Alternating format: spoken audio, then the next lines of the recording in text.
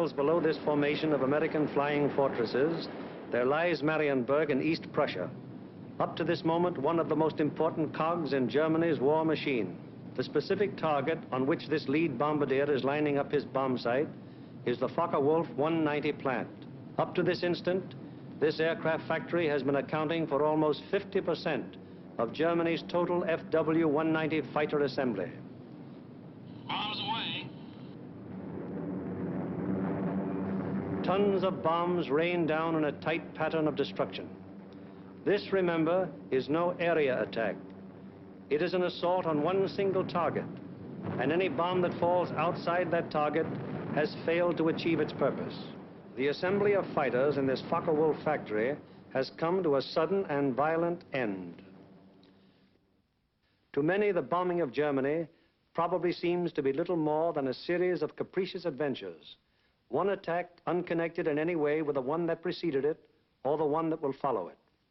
It is easy for the average citizen to envision the positions of ground armies because of maps like these, which make the positions of the contesting forces quite clear. It is harder to express so graphically the progress of a bombing program. Yet there is a real line in this battle of Germany, not a geographical front, but an industrial one. In the British Isles, there are the Allied air forces. On the European continent, we have Regensburg, Marienburg, Bremen, Oschersleben, Warnemünde, and Kassel. These are the major German fighter assembly plants, and as such are actually the center of Germany's industrial defense line. However, these are only the places where the aircraft is assembled into the finished fighting machine. Component parts for German fighters are made at Anklam. Here's a real line in this battle of Germany, not a geographical front, but an industrial one. In the British Isles, there are the Allied air forces. On the European continent, we have Regensburg, Marienburg, Bremen, Oschersleben, Warnemünde, and Kassel. These are the major German fighter assembly plants, and as such are actually the center of Germany's industrial defense line. However, these are only the places where the aircraft is assembled into the finished fighting machine. Component parts for German fighters are made at Anklam, the Weser Flugzeugbau Works at Bremen, the Great Hedderheim Propeller Works near Frankfurt, the Aircraft Tire Factory at Hanover, the CAM ball bearing plant at Paris, and the ball bearing factories at Schweinfurt. Obviously, an assembly plant can't operate if other plants aren't building the parts from which the enemy planes will be assembled. Hulst produced 29% of all German synthetic rubber production and is in fact responsible for 18% of our entire supply of rubber, natural or synthetic. At Bochum, there's a great steel plant producing high-grade aviation steel. Herøya, up in Norway, is a great producer of aluminum and magnesium, metals which figure importantly in aircraft production. At Ham, there are great railroad marshalling yards, having a capacity of 10,000 freight cars a day. Much of the tonnage handled here is closely connected with the manufacture, assembly, maintenance, and repair of enemy aircraft. And so it is all over Germany and occupied Europe. Everywhere there are plants and installations that contribute directly or indirectly to the making of German aircraft. Industrial bastions which must first be ripped apart before the enemy's armies can be destroyed.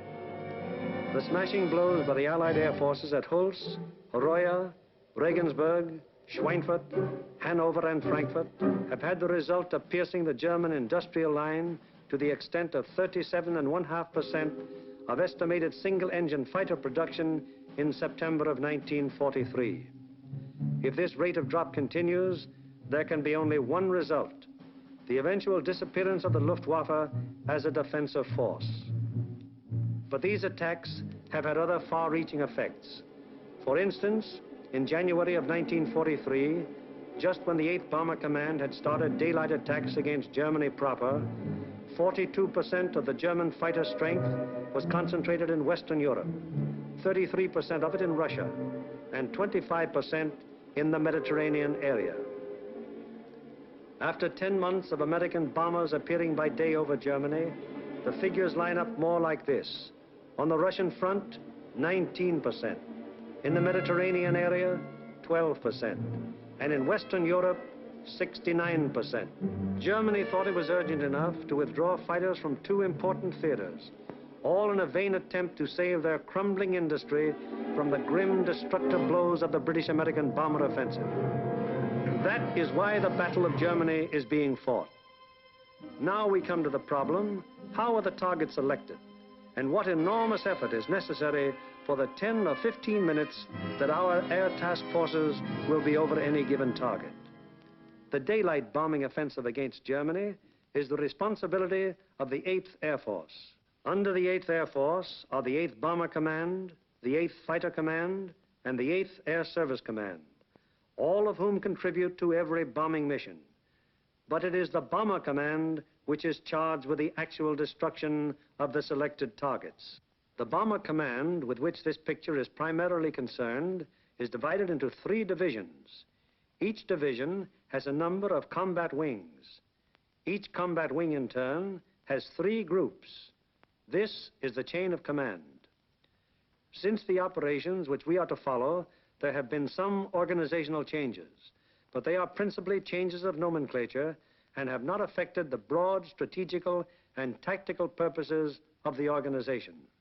For instance, what is referred to as Bomber Command in this picture is now the 8th Air Force. Weather is the greatest single enemy of the 8th Bomber Command, for here is to be found the most changeable, treacherous weather in the world. To keep the most accurate possible check on weather conditions all over Europe, the RAF has established vast communication and reporting systems. Weather planes such as this Mosquito and our own B-17s are continually in the air in an effort to know in advance what the weather will be over Europe and the United Kingdom. Men like this supply a major portion of the data from which 8 main weather maps of Europe and of the United Kingdom are drawn each day. In addition, there are 4 upper air maps and 8 maps of a miscellaneous classification.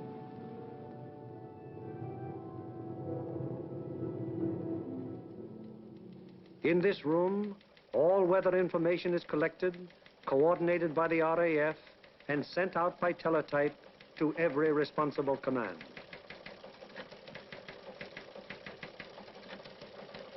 This is the weather section in the operations block at the Bomber Command. Here, the information gleaned from the weather stations is put together and correlated into weather maps. Accurate predictions must be made as to the direction and speed of the wind, downward and forward visibility, temperature, humidity, possible icing conditions, and probable atmospheric pressure at the bases, en route, and over the target.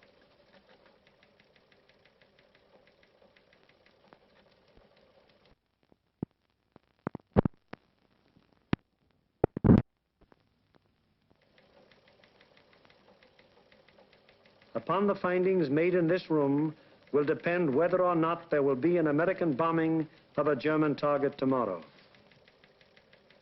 This is the operations room of the Bomber Command. Here is where the wheels are put in motion for any American bombing attack. Right now, the officers you see are waiting for the commanding general's morning conference.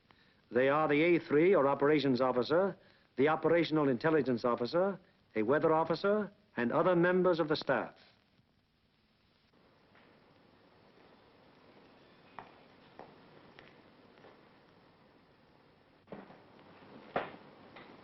What's the weather prospects today, Major?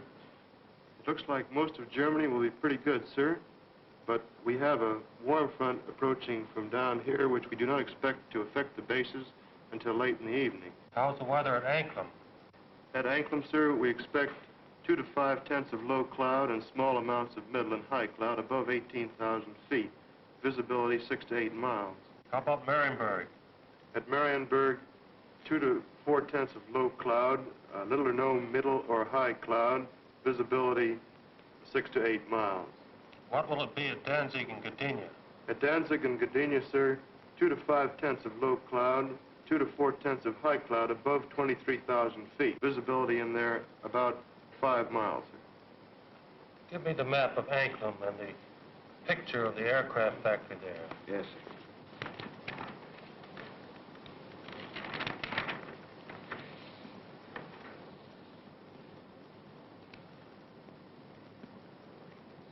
All right, Marienburg, the Focke-Wulf factory. Yes, sir.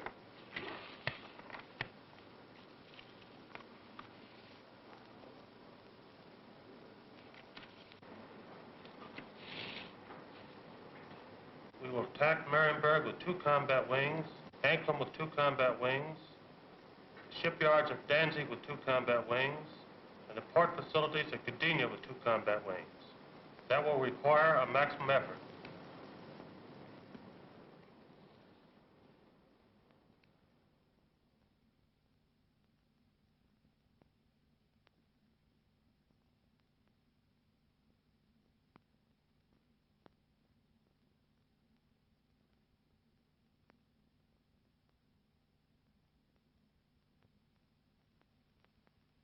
Now the various specialist officers then go into action.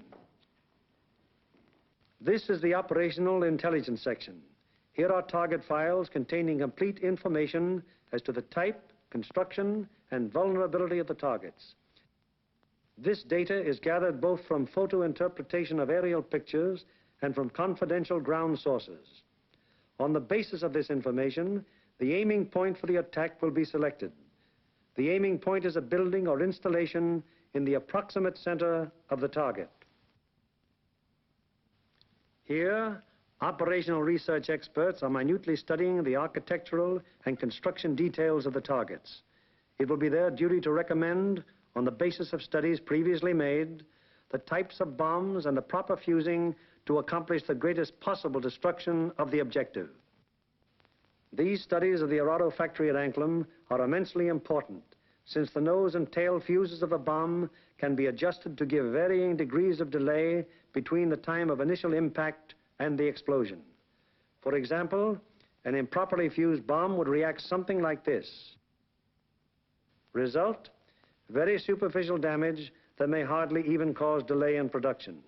On the other hand, here's what happens when a properly fused bomb strikes the same factory. 2 bombs of exactly identical weight and explosive power have totally different effects because one was fused properly and the other was not. It is the responsibility of the operational research section to determine proper bomb fusing. Here, the commanding general and the operations officer are working out the overall planning of each of the missions with the staff bombardier, the staff navigator, and the flak officer.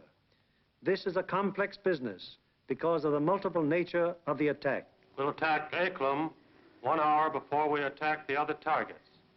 That should draw most of the German fighters on the Anklam force. The Anklam force is big enough to take care of itself. You mean along the same course, sir?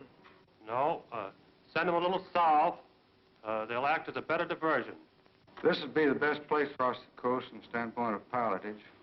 But, sir, the flak concentration at that point is quite heavy, the heaviest along the coast. We could rather move them a little further south, what the general suggests, and they would not run into flak difficulties at that point. How is that for the navigation viewpoint? That's a very good landfall, sir. All right, we'll cross at that point, and you adjust the flight times accordingly. Take care of it, Darrell. Yes, While this is going on, the various liaison officers stationed at Bomber Command headquarters are busy keeping their respective commands acquainted with the course of events. The closest liaison is maintained with both the RAF Fighter and Bomber Commands, the Royal Navy, the 8th Fighter Command, and the 9th Bomber Command. It is through these liaison officers that requests will be made for the necessary fighter support, diversionary effort by the medium bombers, air-sea rescue patrols, and so on. Officers at Fighter Command immediately look up plan number 2340 to find out what part the fighters are expected to play in the next day's operations. Similarly, the 9th Air Force is informed that Bomber Command intends to lay on plan number 2340. It will be the duty of the mediums to attack enemy airfields at a time that will cause maximum interference with German attempts to intercept the heavy bombers. Right now, weather officers are getting ready their forecast for the General's late afternoon conference, where final decisions will be made. Right in there as planned. Yeah, it should. Should be okay. Thanks. Good enough. In the bag. Does your morning's forecast still hold? Yes, sir. There's practically no change in the situation, and we still expect the base weather to hold up for return. Send out the field order exactly as planned. Yes. Get me the 1st, 2nd, and 3rd divisions on a conference call, please. Already with your conference call. Go ahead, please. Can you scramble? Okay. Over. Okay, over. Over. Okay, there's a mission tomorrow. Maximum effort with 5 task forces. The 1st task force, comprising 6 groups of the 1st Division, will hit 3948. 3948. Secondary, 8731. 8731. Last resort, 9009. 9009. The 2nd task force, comprising 5 groups of the 3rd Division, will hit 6848. 6848. Secondary, 6424. 6424. Last resort, 5381. 5381. The 3rd task force will comprise 4 groups of the 2nd Division, which will hit 6424. 6424. Secondary, 5381. 5381. Last resort, any industrial target of importance in Germany. Okay. The 1st and 3rd Divisions will each dispatch 1 air... The field order now goes over the teletype to all interested units and command. The first step has been taken in the sequence of events that will finally result in bringing our planes over the targets and discharging their bomb loads.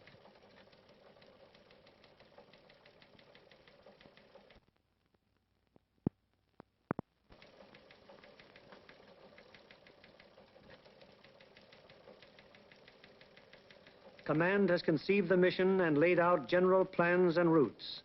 Division now plans in detail what command has ordered. The actual time of assembly of the various task forces is determined. The combat wings are assigned to their specific task forces, and the routes from assembly to rendezvous points and the target are charted. Many considerations go into the selection of the routes.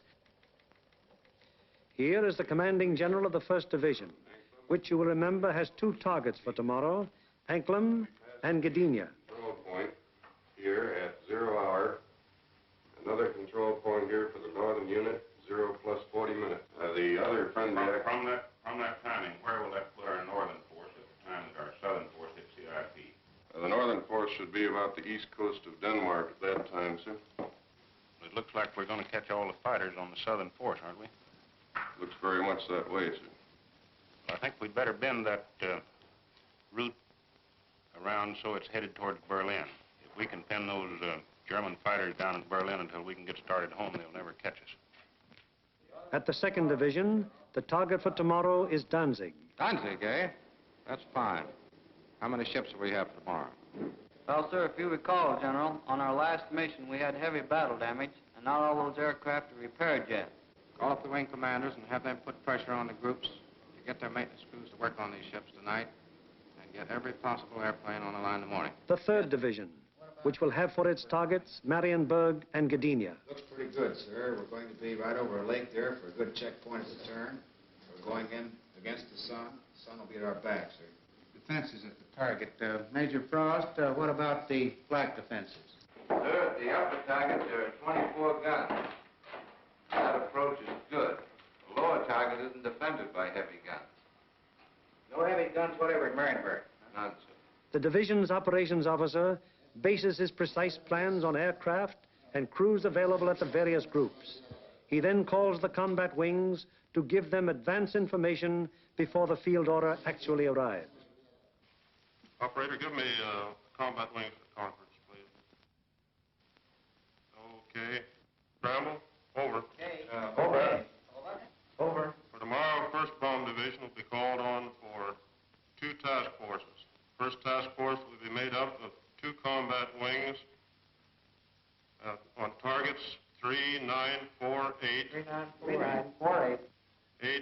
8731. 8731. Last resort 9009. Lead group in this task force. Okay, ready to scramble? Over. Okay. Over. There'll be a mission tomorrow, and I want 2 groups from each combat wing. The target will be primary 6424. Secondary 5381. 5381. The last resort will be any industrial target of importance in Germany. Okay.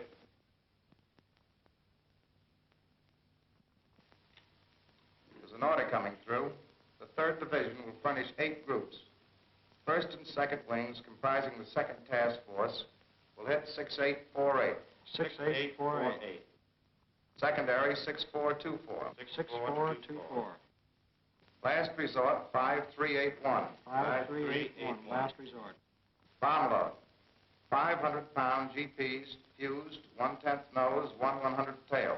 1/10 and 1/100. 1/100 tail.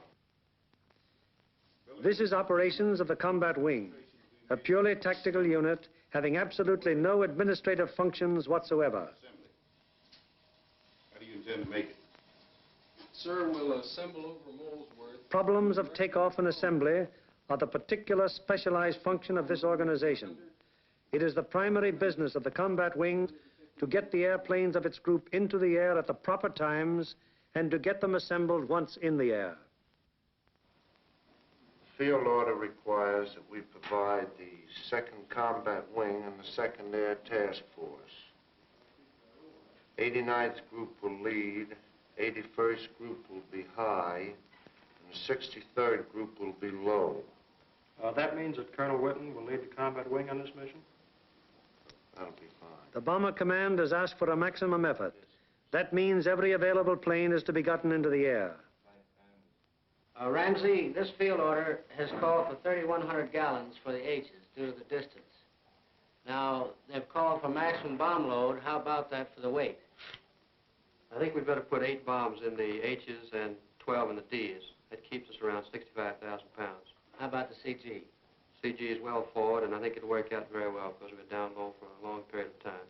All right, we'll have 8 in the H's and maximum in the D's. Most of the groups are going further than an American bomber has gone before. Combat wings must work out precisely the maximum bomb load in relation to the required gas load. Decisions made in this and other matters are added to the division's field order and passed on to the groups, the ultimate tactical unit, to the men who get the planes in the air and fly the mission. On the basis of the alert telephoned down to the group by the combat wing, the various agencies necessary to get the planes airborne on their mission wheel into action. Intelligence, operations, weather, signals, group navigators and bombardiers have the grave responsibility of passing on and making clear to the combat crews the vital target and route information furnished by Bomber Command and Bomb Division. The proper information folders, maps, weather maps and charts, and photographs have to be selected by the various group officers, and then the information therein passed on to the crews. In dispersal areas, ground crews are getting their planes in condition to fly the mission. The normal work of keeping an airplane fit for operation is enormous, even in peacetime. When you add to this already great job the element of battle damage, the problem becomes gigantic. Engines, wings, propellers, controls, wiring, fuel system, oxygen system, the 1,001 elements that go to make up the complex mechanics of a heavy bombardment plane all must be kept in perfect shape. The failure of any one of them on a mission can easily mean the loss of the plane and its personnel, or at best, such a failure will cause the plane to abort, that is, return to its base without having reached the target. It was originally estimated that about 37.5% of planes on hand would be effective at one time. However, the maintenance and repair has been so magnificently performed that sometimes up to 50% of planes on hand have been effective.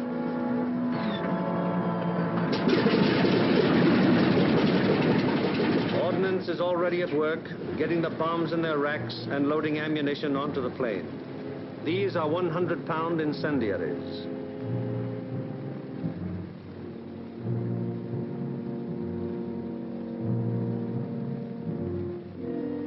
These are 500-pound general purpose bombs. And these are 1,000-pound GPs.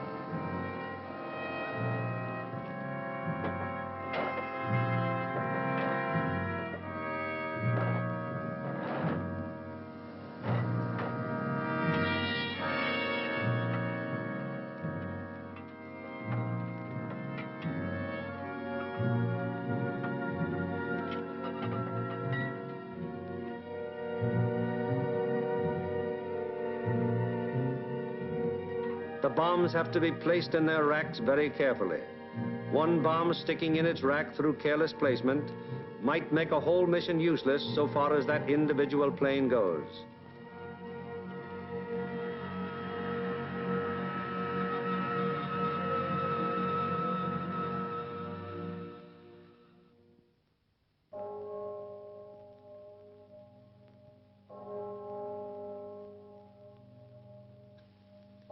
Three o'clock in the morning. All over England at this exact moment, American air crews are being roused from their sleep. Okay, fellas, roll out. We have a mission this morning. Breakfast in half an hour. Captain Kirk, Captain Thompson, Lieutenant Buska, Ackerson, Alloway, and Hawker scheduled to fly. We'll snap it up. 3 o'clock.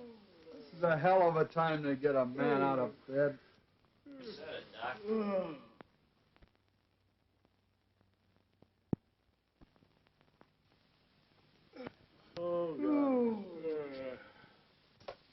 Come on, you drips, out of bed, breakfast in half an hour. Come on, Nick, rise and shine. All right, you dodos, let's go. This is it. Okay, fellas, let's go. Come on, Swifty, get it out. Let's go. Go, you guys. Hit the deck. Breakfast at 4, briefing at 5. Let's go. That's fine, just when I had a 48-hour pass coming up. Can't, you guys. You're running my beauty sleep. Through the cold of the English early morning, the combat crews go to their mess. They have no idea where they're going yet, but they know they'll be taking off in about 4 hours.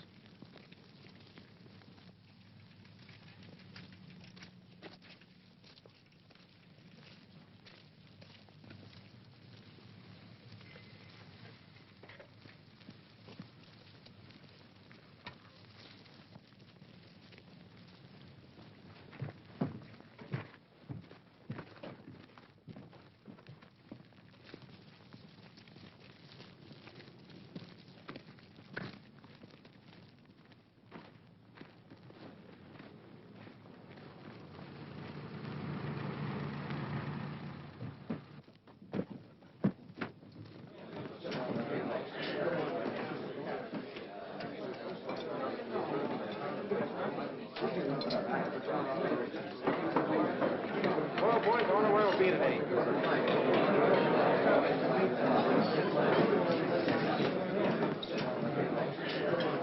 How do you figure those Jerrys will be today? What do you think, Doc? They'll be shooting at us.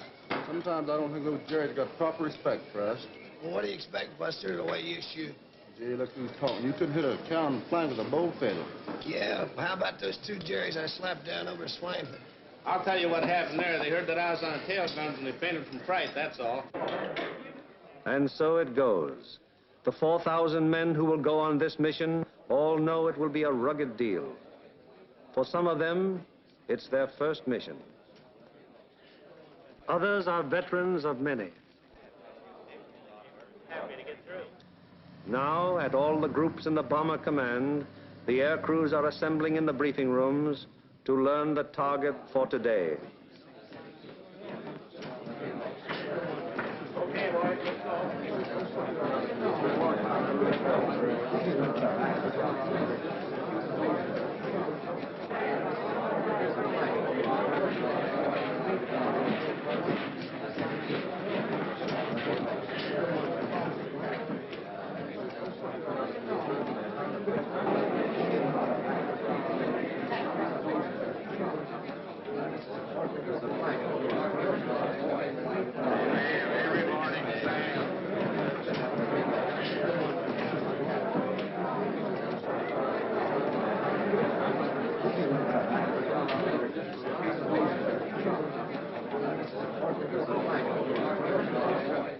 This is the briefing room of the 303rd Group.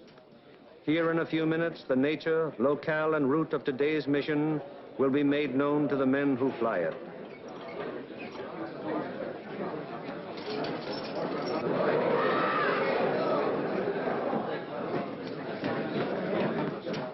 Target for today is Anklam.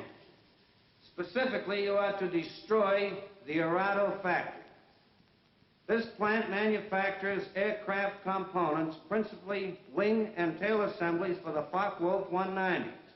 The parts are then shipped to New Brandenburg for assembly. I cannot stress upon you too much the importance of this target. If it is successfully destroyed, it will have a very serious effect on Germany's aircraft production. Lights, please. Your IP is on the northwest side of New Brandenburg. Your heading on your run-up will be 45 degrees true. Immediately after your turn, you have an aerodrome on your right, almost directly north of the town. You should be able to pick out Friedland, 6 miles to your right and halfway between your IP and the target. Along this route, you should be able to see the main line railroad and the main road. From Friedland, the main road moves in toward your run-up and goes into Anklam, but the railroad terminates at Friedland. Shortly after passing Friedland, you will see a peculiarly formed wooded area On the right of your course. From here, pick out the aerodrome slightly southwest of the city and the intersection of the main railroad and the Peene River just outside of the town to the north. Night target map.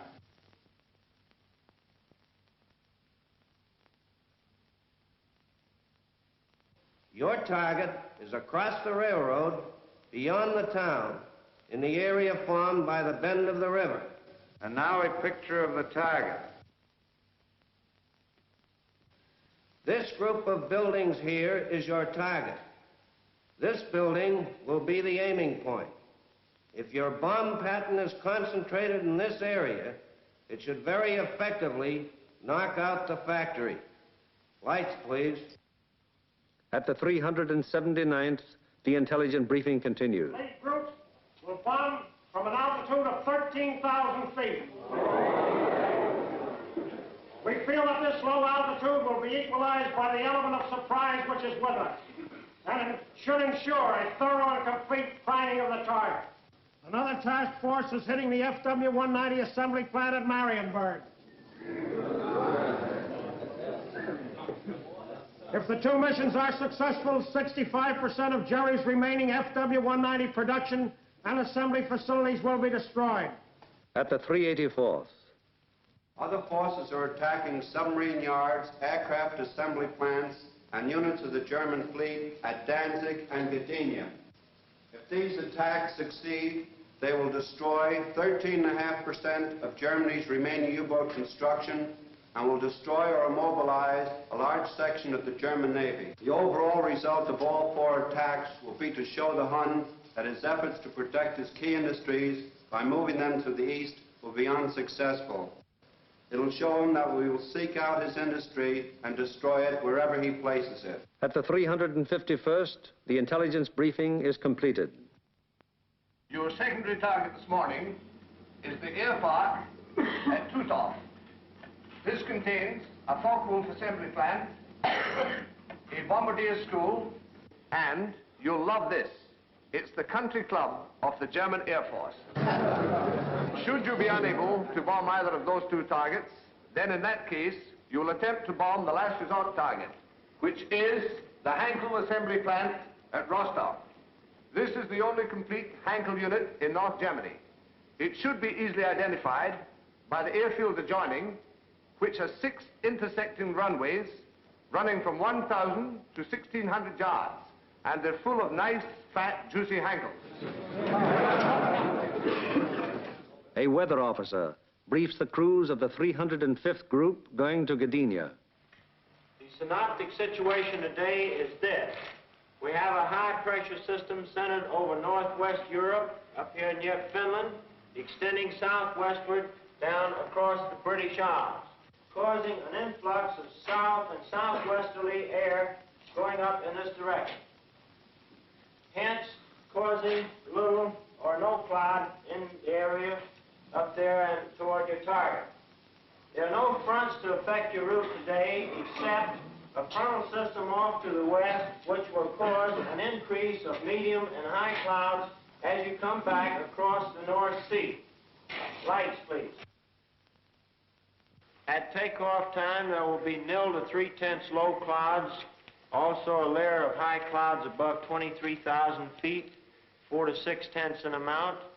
Also a middle layer of clouds in there between 10 and 12,000 feet. These medium and high clouds decreasing out over the North Sea to 3 to 5/10 each in amount. The low clouds will increase as you go out toward the North Sea to 3 to 5/10. Base 1,500 to 2,000 feet, tops 4 to 5,000 feet.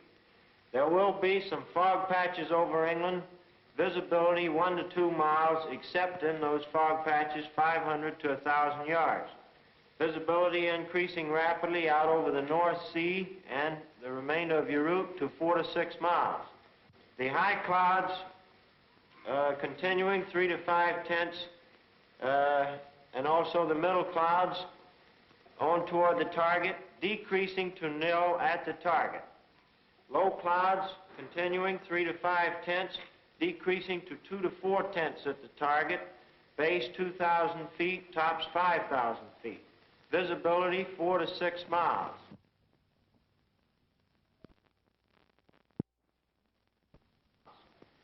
The temperature at bombing altitude, minus 26 degrees centigrade.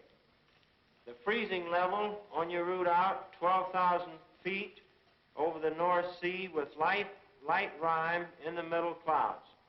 As you return back to base, that freezing level will lower to about 7,000 feet, continuing light rime in your middle clouds.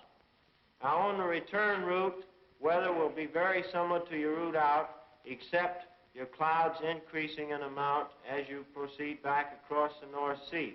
Base on return, visibility 4 to 6 miles. A flak officer briefs the 389th Group of the 2nd Division going to Danzig. Gentlemen, this morning, because we are going to cross the Danish coast at such a relatively low altitude, we've planned the route so as to avoid as much flak as possible. At any rate, any flak that you do encounter will be merely a deterrent in nature. However, you can expect heavy flak batteries at a place where we make landfall here at Namindegab, about a mile south of Kursk. Also, there are known to be other heavy batteries 8 miles south of Kursk, there on the coast at Hem. Other batteries are known to be located here at Korsor, 20 miles south of Kursk, on the island of Skellum. From then on aimed at the target, you will have very little flak. Now, while you're crossing the coast and when you're over aerodromes and cities in Denmark, you are advised to take evasive action. Now then, when you get to the target itself, your anti-aircraft fire from the ground will be known to be supported by fire from naval units. Now, for those of you who have never been fired on by a naval unit, I want to add that naval units can put up a hell of an intense barrage, and you want to look out for it. An operations officer briefs the crews of the 94th Group of the 3rd Division. This group is leading a formation to Mariensburg today. The 880th will be high group, and the 764th will be low group. Bomb load of each ship will be 3 1,000-pounders, use 1/10 nose and 1 100th tail. Get that, bombardiers. You'll also carry 5 M47A incendiaries. You'll have full Tokyos, 1,000 gallons extra. Takeoff will be normal, assembly 1,000 feet over the field. After takeoff and assembly, proceed up this line to this point. This will be your combat wing assembly line. You'll leave the coast at this point here, that's Splasher 15. Let's not have any stooging around over England, it's a long haul. The 57th Combat Wing will follow us today at a 3-mile interval. Now to the 95th Group. B-26s will be hitting the Lille area and the lowland at approximately 0 hour minus 40 minutes. One group of B-47s will strike the Warden area and join us for escort on the way out, joining us at approximately this point here. All other forces are using approximately the same route today. Just one point, and that's that the Anklin force will probably pass us coming out as we're on our way in. You should see plenty of air activity. Let's hope that most of it is ours.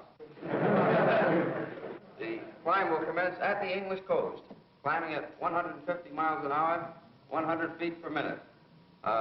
We should reach bombing altitude approximately at the Danish coast, and under no circumstances should the Danish coast be crossed at less than 12,000 feet. We will drain Tokyos as soon as possible. We should have plenty of gas. We figure approximately 400 gallons overload. At the 100th, the operations briefing is completed. Fly loose formation today with groups echelon to the right until a point 75 miles from the enemy coast, where normal combat wing formation will be assumed. For visibility, everybody use Aldous lamp. The Royal Navy will be out patrolling the sea routes, so any crews that have to ditch will probably be rescued very quickly. The Commanding General of Bomber Command asked us to put out a special effort today, so let's give it to him. The commanding officer of the group invariably has a few words to say. Men, the going's going to be rough. You're going to have to bow your necks in there and stay in there and pitch every minute. Now, gentlemen, this is the type of target you don't want to have to go back after the second time. If you fly a good, tight formation, get a good, dense pattern on that target, we won't have to. This Anklin crowd down here may pull most of the fighters off of us. However, that's just a guess. So particularly for you gunners, you've got to be on the ball from the Danish coast onto the target. Flak will be heavy, probably accurate, but you've been through worse before. Remember that your biggest enemy is still the single-engine fighter plane. Now, you bombardiers, take your time in going in on your releases. And don't allow the flak to worry you. It's merely to break up your formation. Now, if you get in any trouble up in this area, remember you can always board a sweep. Get on, it's neutral country. And it's close over there. Could be rough. Don't think it'll be too bad. And whether it's easy or rough, I'll be sitting out in front, taking the whole works in. The main briefing over, the pilots, navigators, bombardiers, radio operators, gunners receive separate specialized briefings. These briefings are very technical and very thorough, and are held so that every member of the combat crew will understand exactly what he can expect and what is expected of him. Any lack of thoroughness here might very well result in the failure of a mission. As dawn breaks over the English countryside, it finds the ground crews still working grimly in an effort to get every plane in the air that is scheduled to be dispatched.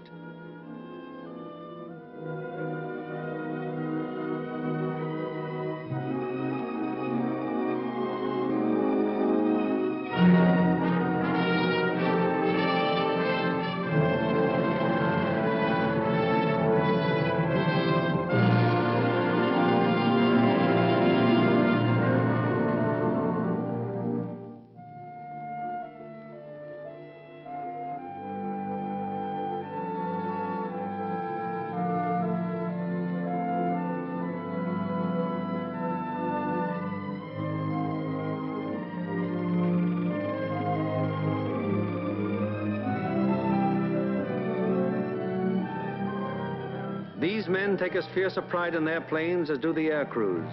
To each of them, it is a personal tragedy, reflecting in some way on their capabilities when their airplane is forced to turn back without having completed its mission, or when they have been unable to get an expected plane ready in time for a mission. It's getting on to the time when the combat crews go to their planes. Here they are in the crew room, putting on their flying clothes. Clothes and equipment especially constructed to ward off the intense sub-zero cold which they will encounter so shortly.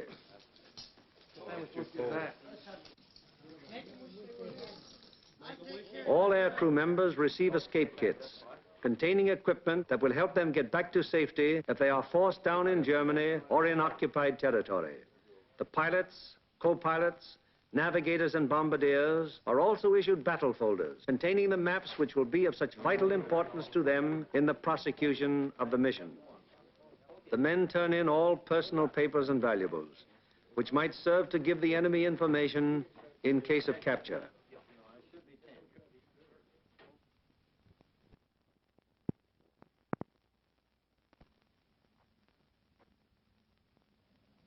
Some of the crew members turn to their chaplain, whose ministrations are always available to the men of the bomber bases. Most of all, because they have been thee, O my God, for all the concern of all my love. I firmly resolve with the help of thy gracious assistance, confess my sins, do penance, amend my life. Amen. Misericorde bestoli potens Deus et mystificais Christus perduca posta vitam aeternam. Amen. Indulgentiam absolutionem mission peccatum vestrum.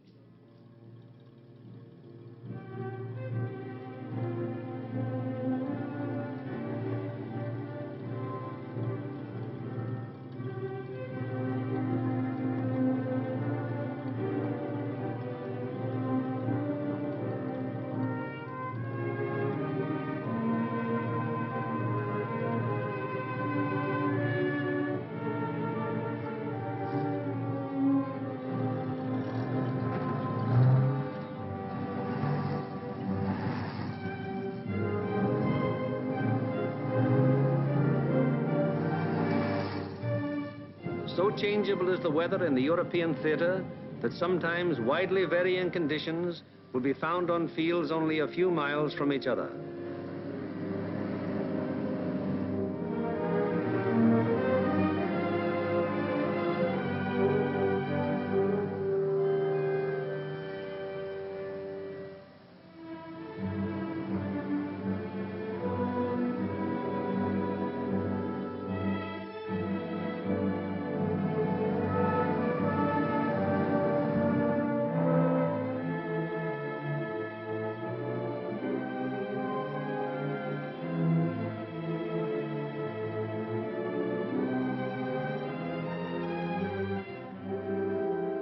And now the last briefing of all, the final intimate conference around each airplane as the pilots recheck the details of the mission with their crews. Crew members have ceased to exist as individuals. They are now 10-man teams, and on the excellence of their teamwork will depend the success of the operation.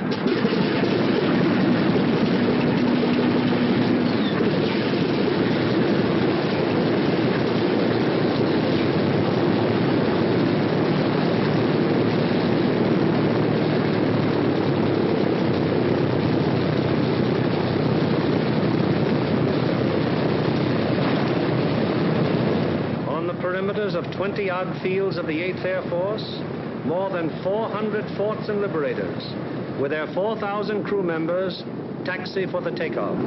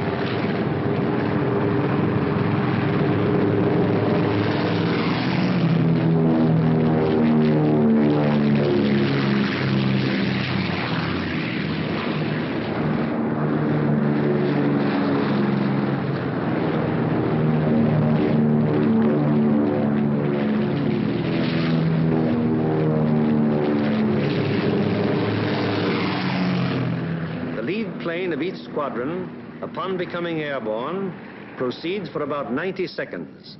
It banks sharply to indicate its turning point, then goes into a slow left turn. Each successive plane in the element turns as soon as the pilot sees the plane in front of him turn. The element of 3 planes levels off at 1,000 feet and returns parallel to the takeoff runway at a distance of about 2 miles. Here the elements start to assemble into squadrons of 6.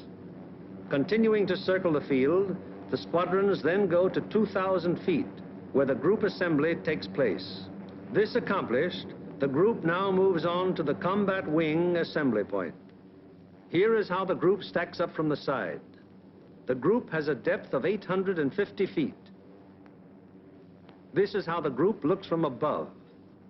In the lead squadron, the second element is flown with the nose of the leader slightly behind and to the right of the right wing aircraft, first element. The lead plane of the high squadron flies even with the lead plane, second element, lead squadron. The second element of the high squadron flies with the leader's nose just behind and to the left of the left wing aircraft, first element. Here is the group as an enemy fighter pilot sees it, from head on. The first element of the lead squadron is stacked high left and low right. The first element of the low squadron is stacked high right and low left. Likewise, the first element of the high squadron is stacked high right and low left. All second elements are flown low. The second element of the lead squadron is stacked high left and low right. The second elements of the high and low squadrons are stacked high right and low left. Experience has shown that this arrangement of the group brings to bear on attacking fighters the greatest possible amount of firepower by utilizing to fullest advantage the field of fire of each gun in the formation. Again, it is proved to be the most maneuverable formation from which to execute the primary and all-important purpose of the mission, the dropping of the bomb loads on a precise target. Obviously, it would be desirable to stack as many bombing planes as possible in one defensive formation. However, it has been found that the largest practical defensive formation is the combat wing of 3 groups. Any formation of aircraft larger than this becomes unwieldy. This force has a depth of 3,000 feet. The nose of the lead aircraft of the low group is aligned with the tail and slightly to the left of the rearmost aircraft of the lead element, lead squadron, lead group. The nose of the lead aircraft of the high group is aligned with the tail of the rearmost aircraft of the lead element, lead squadron, lead group.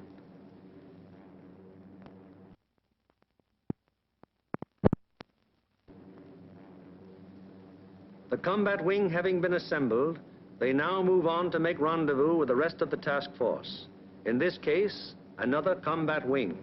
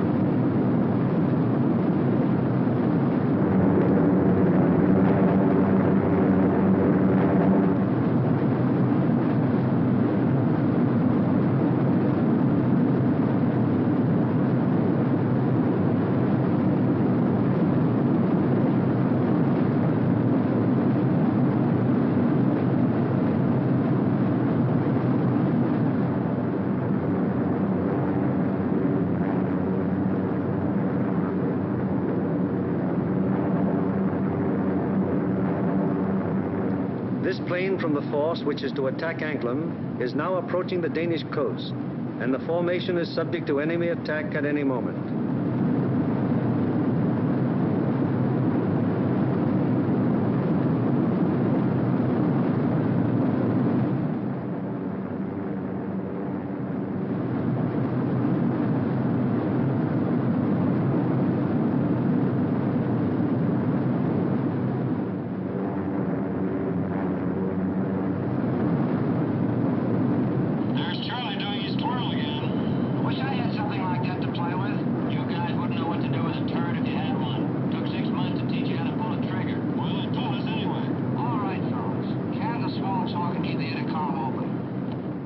It is now 10:30 hours, and Denmark has been penetrated to some distance without any great opposition as yet. So far, there has been only some light and inaccurate flak at the coastline. Some flank guns have opened up on us.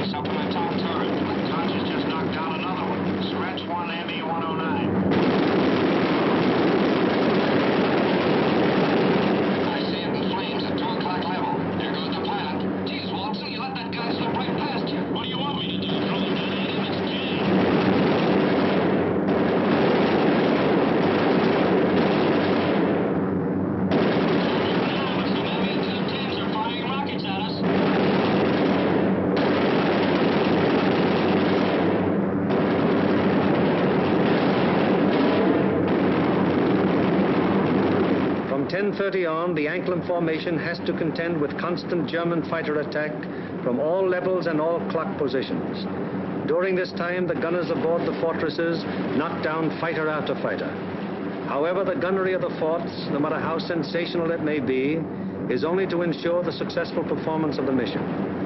It is not the job or purpose of forts or liberators to seek out action with enemy fighters. They merely defend themselves against enemy fighter attack so that they can destroy their target and bring their crews back safely to their home bases.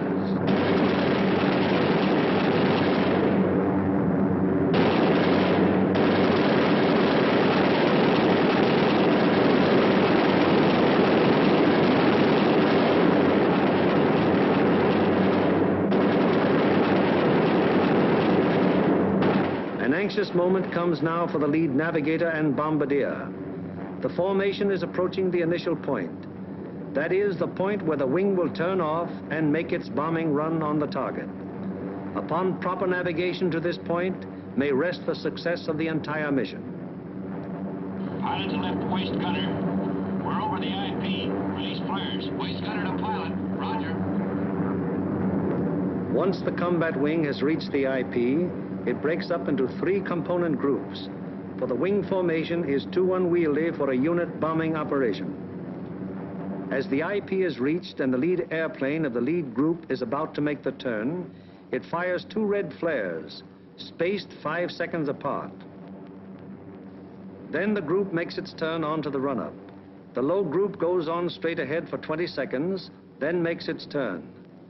The high group proceeds for 20 seconds beyond the low group's turn, then it turns onto the run-up. The most critical defensive period in the mission has begun. The wing, to accomplish most efficiently its primary purpose, the bombing of the target, has sacrificed its mutual defensive firepower, and the groups are thrown on their own. Now the crucial moment is almost here, the moment around which the entire mission revolves.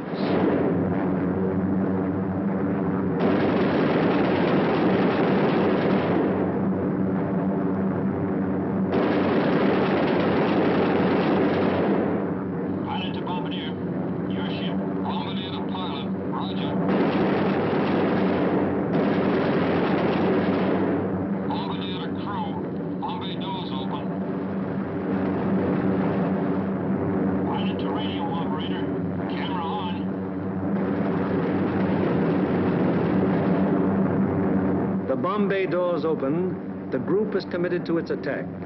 No evasive action may be taken until the bombs are away. And at this time, the formation is most vulnerable to attack, both from flak and enemy fighters.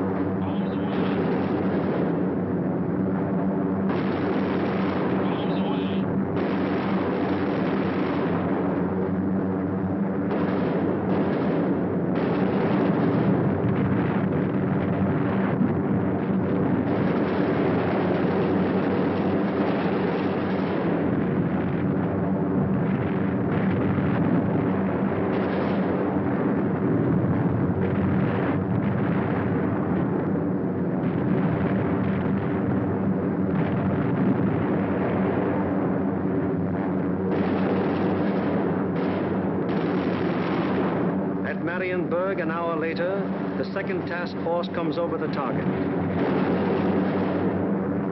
Bombs away.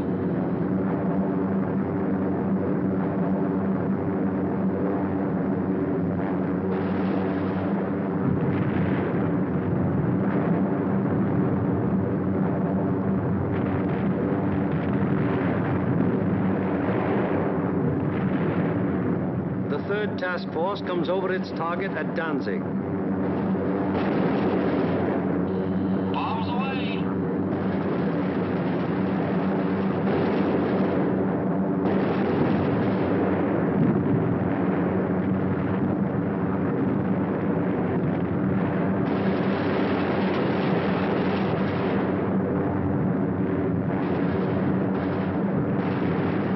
The fourth and fifth task forces arrive over the harbor area of Gdynia.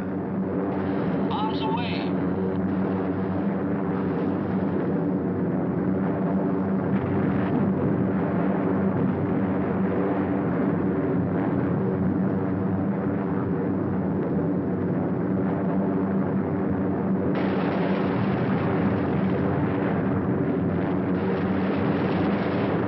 Bombs away on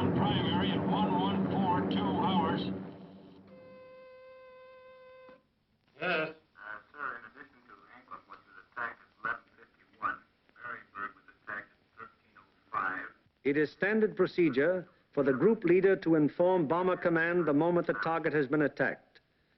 Bomber Command, in turn, promptly informs the commanding general of the 8th Air Force. I have the additional information.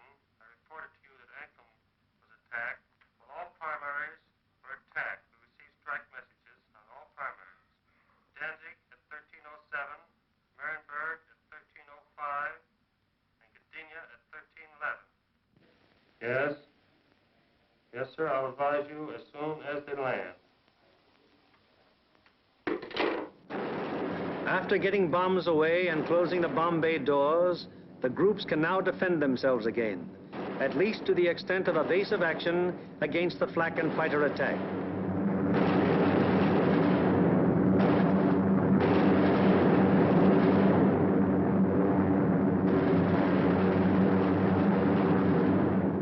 The lead group flies a straight course for 15 seconds before turning off to the rally point. The lead group then proceeds to the rally point at an indicated airspeed of 155 miles per hour, making S-turns meanwhile to permit the trailing groups to catch up. The lead group crosses the rally point at a height 1,000 feet lower than bombing altitude. The succeeding groups will close with the lead group as quickly as possible to regain the defensive combat wing formation. The following groups need not necessarily pass exactly over the rally point in regaining wing formation.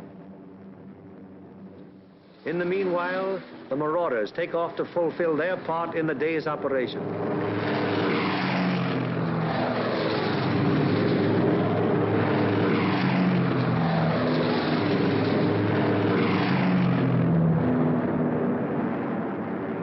They bomb the aerodrome at Woensdrecht, the most important of the enemy's fighter bases. This blow by the medium bombers is timed interference with the enemy's capacity to intercept our withdrawing heavy bombers. Last off are the fighters. Their great speed will enable them to reach the Leeuwarden district in a short time, sweep the area clear of enemy fighters, then give the heavy bombers withdrawal support from the enemy coast home.